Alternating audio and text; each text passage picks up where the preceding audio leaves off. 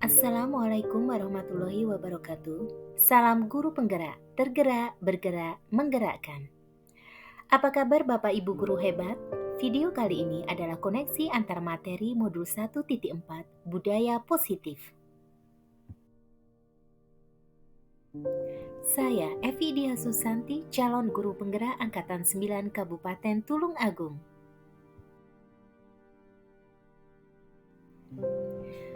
Ki Hajar Dewantara menyatakan bahwa di mana ada kemerdekaan, disitulah harus ada disiplin yang kuat.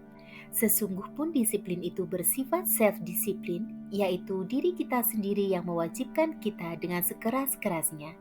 Tetapi itu sama saja, sebab jika kita tak cakap melakukan self-disiplin, wajiblah penguasa lain mendisiplinkan kita, dan peraturan demikian itulah harus ada di dalam suasana yang merdeka. Untuk menciptakan murid yang merdeka, syarat utamanya adalah harus ada disiplin yang kuat. Disiplin yang dimaksud adalah disiplin diri yang memiliki motivasi internal. Jika kita tidak memiliki motivasi internal, maka kita memerlukan pihak lain untuk mendisiplinkan kita atau memotivasi eksternal, karena berasal dari luar, bukan dari dalam kita sendiri.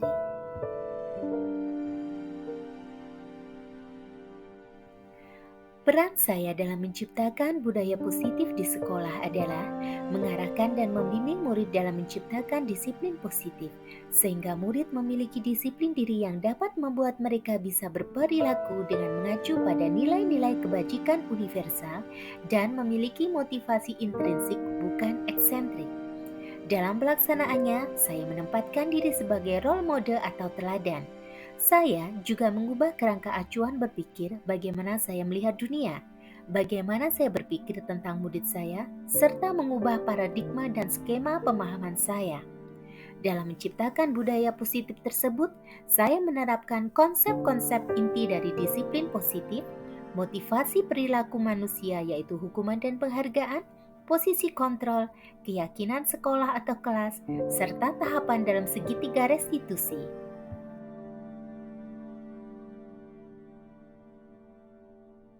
Keberadaan budaya positif erat kaitannya dengan filosofi pendidikan nasional Ki Hajar Dewantara, di mana pendidikan bertujuan untuk menuntun segala kodrat yang ada pada anak, baik kodrat alam maupun kodrat zamannya, agar mereka dapat mencapai keselamatan dan kebahagiaan setinggi-tingginya.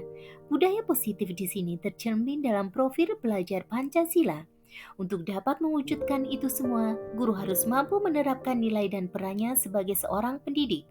Dalam setiap kegiatan aksi nyatanya, guru harus berpihak pada murid, mampu menjadi pemimpin pembelajaran yang baik, menjadi coach bagi rekan sejawat, mendorong kolaborasi, mewujudkan kepemimpinan peserta didik, serta menggerakkan komunitas praktisi.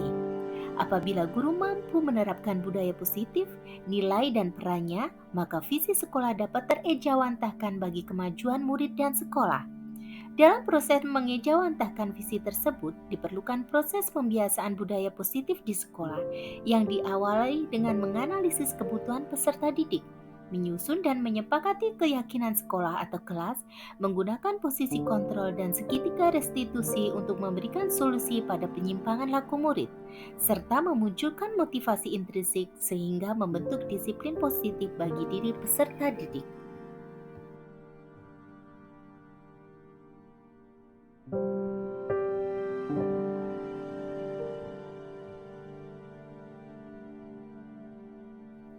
Disiplin positif, saya memahami pentingnya menanamkan motivasi intrinsik pada murid untuk menjadi orang yang mereka inginkan dan menghargai diri sendiri dengan nilai-nilai yang mereka percaya. Konsep motivasi intrinsik ini dapat berdampak jangka waktu yang panjang dan tidak akan terpengaruh pada adanya hukuman ataupun hadiah.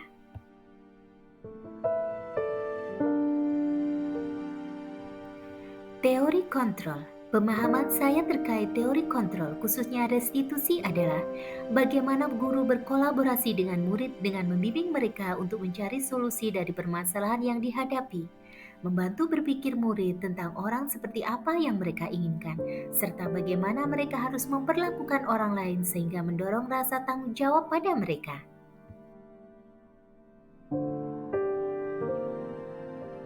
Teori teori motivasi, saya memahami bahwa kunci utama dalam menerapkan budaya positif adalah dari motivasi intrinsik yang ada dalam diri seseorang. Ketika seseorang sudah memiliki keyakinan nilai kebajikan dalam dirinya, maka hal itu akan tertanam kapanpun dan dimanapun dia berada.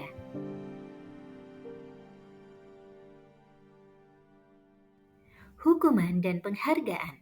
Setelah mempelajari modul ini, saya memahami bahwa pemberian hukuman dapat memberikan dampak rasa malu, identitas yang gagal, rendah diri, serta perasaan marah dan terluka pada anak untuk jangka waktu yang panjang. Sedangkan penghargaan selain tidak efektif, ternyata juga dapat menghilangkan motivasi dari dalam. Dan yang lebih buruk lagi, anak menjadi tidak menyadari tindakan baik yang telah ia lakukan.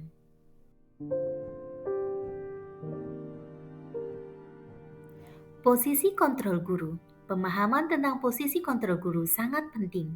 Hal ini menjadi acuan guru dalam memahami karakteristik murid akan kebutuhan dasarnya, membimbing murid dalam mencari solusi dari laku yang menyimpang, serta mengarahkan murid dalam melaksanakan nilai kebajikan sehingga menjadi sebuah keyakinan dalam dirinya yang berkembang menjadi budaya positif. Manajer adalah posisi kontrol yang ideal bagi seorang guru.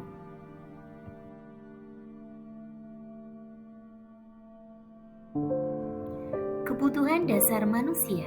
Ada 5 kebutuhan dasar manusia yaitu: pertama, kebutuhan bertahan hidup. Kedua, kasih sayang dan rasa diterima yaitu kebutuhan untuk diterima.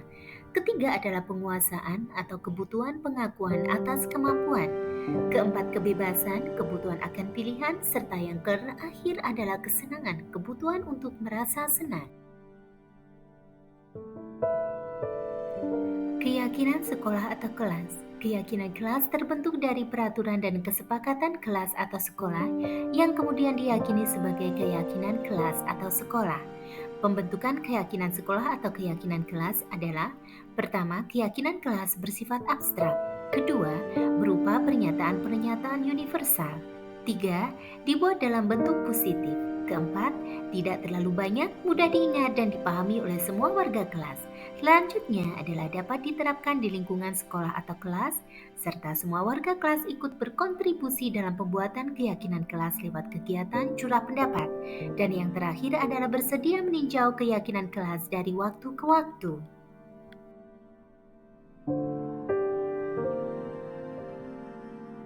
Segitiga restitusi. Segitiga restitusi memberikan pemahaman pada saya untuk mengajarkan murid mencari solusi dari masalah yang dihadapi, sehingga mereka bisa kembali pada kelompok mereka dengan karakter yang lebih kuat. Segitiga restitusi yang pertama adalah menstabilkan identitas, bertujuan mengubah identitas anak dari orang yang gagal karena melakukan kesalahan menjadi orang yang sukses. Yang kedua adalah validasi tindakan yang salah. Dalam restitusi, guru harus mampu memahami alasan pelanggaran aturan tersebut dan paham bahwa setiap orang pasti akan melakukan yang terbaik di waktu tertentu. Sedangkan restitusi yang terakhir adalah menanyakan keyakinan. Ketika identitas sukses telah dicapai dan tingkah laku yang salah telah divalidasi, maka anak siap untuk dihubungkan dengan nilai-nilai yang dia percaya.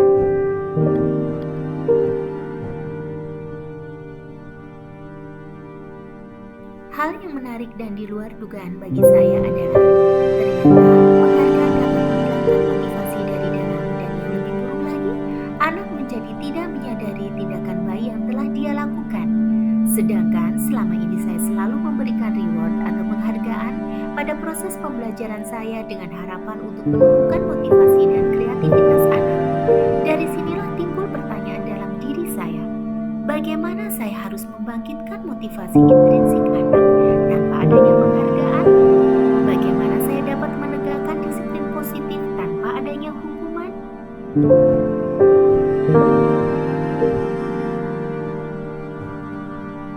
Perubahan yang terjadi pada cara berpikir saya dalam menciptakan budaya positif di kelas dan sekolah setelah mempelajari modul ini adalah: untuk mewujudkan disiplin positif, perlu ada kolaborasi antar warga sekolah, wali murid, dan guru.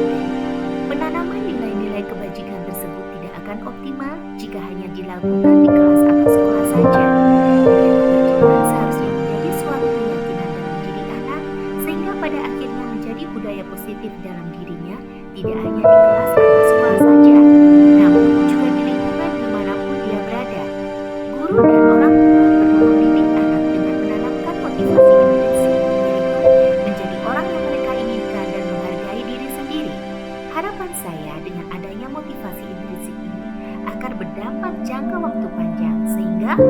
tidak akan terpengaruh pada adanya hukuman ataupun hadiah.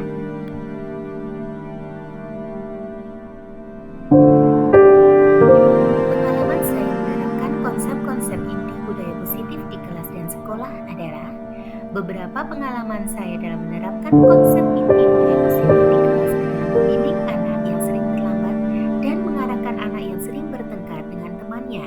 Setelah mempelajari modul 1.4 ini, dalam menangani kedua kasus tersebut saya memulai menggunakan tahapan segitiga restitusi.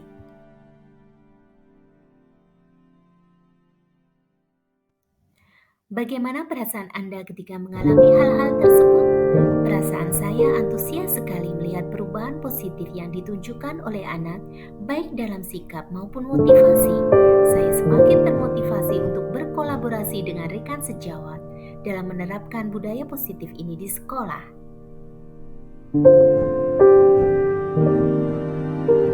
Menurut Anda, terkait pengalaman dalam penerapan konsep-konsep tersebut, hal apa sajakah yang sudah baik?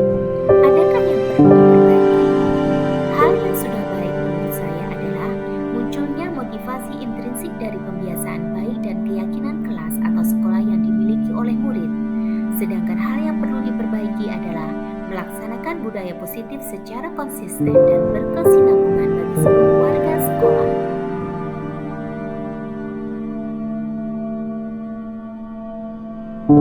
Sebelum mempelajari modul ini, ketika berinteraksi dengan murid, berdasarkan 5 posisi kontrol, posisi manakah yang paling sering Anda pakai dan bagaimana perasaan Anda saat itu?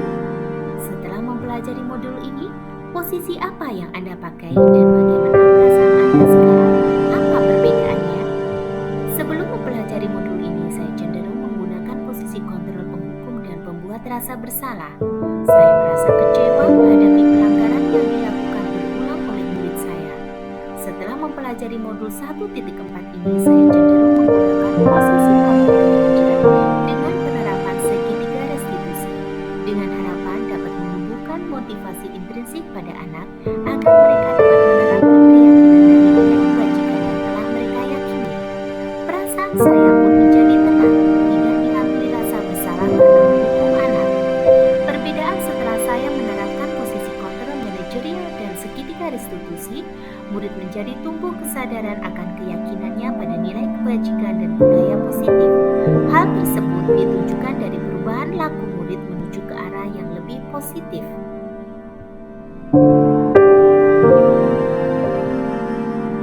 Sebelum mempelajari modul ini, pernahkah Anda menerapkan segitiga restitusi ketika menghadapi permasalahan murid Anda? Jika iya, hal mana yang Anda praktekkan dan bagaimana Anda mempraktekannya? Dalam mengatasi laku murid yang menyimpang, tanpa saya sadari saya sudah menggunakan salah satu tahapan dari segitiga restitusi, yaitu validasi tindakan yang salah. Namun, saya belum menerapkan tahapan menstabilkan identitas dan menayakan keyakinan, agar murid dapat menanamkan nilai-nilai kebajikan dalam dirinya, sehingga kedepannya tidak akan mengulangi kesalahannya kembali.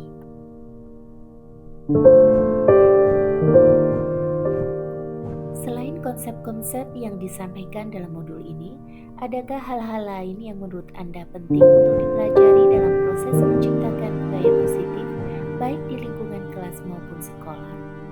Hal-hal lain yang tidak kalah penting untuk dipelajari dalam proses menciptakan budaya positif di lingkungan kelas maupun sekolah adalah bagaimana menciptakan kolaborasi yang baik antara murid, guru, rekan sejawat, stakeholder, dan wali murid, sehingga budaya positif ini dapat berlangsung secara berkelanjutan.